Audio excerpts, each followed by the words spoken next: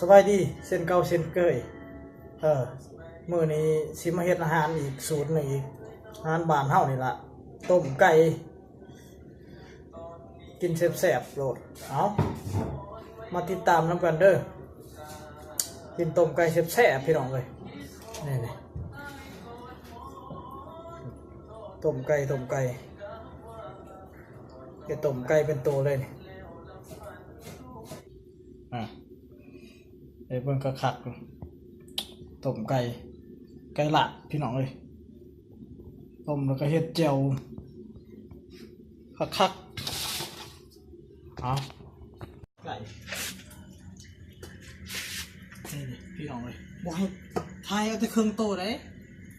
นี่ไก่เอาลงเลยมือกล่องเฮาก็ยังมือกล่องใหม่ต้มบดโต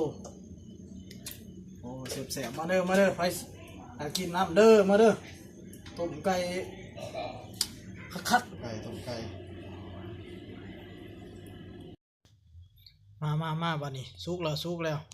ก็ลองเลิกสิตักแล้วมาพี่น้องมากินน้ำกันได้บัดนี้ได้โอ้มาพี่น้องยับเข้ามากล่องหันซุปเข้ามานี่กินไก่เนี่ยโอ้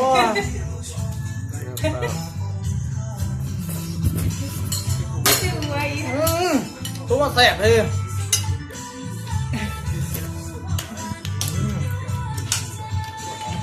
มา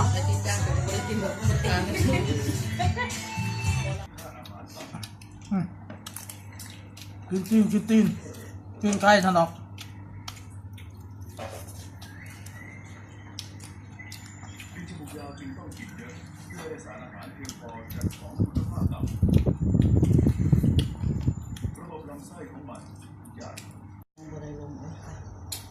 มานี่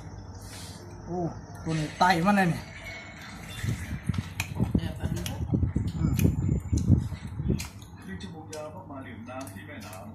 ไก่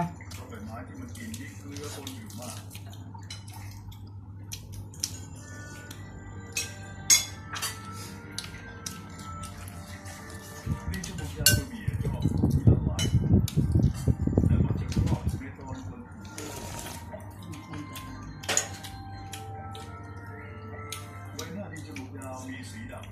ำแต่เมื่ออายุได้3 หรือ 4 เดือนมันจะเปลี่ยนเป็นสีชมพูเหมือนพ่อแม่เขาย่ำแรกต้มไก่แม่ลูกจะอยู่ด้วยกันนานเกือบ1 ปี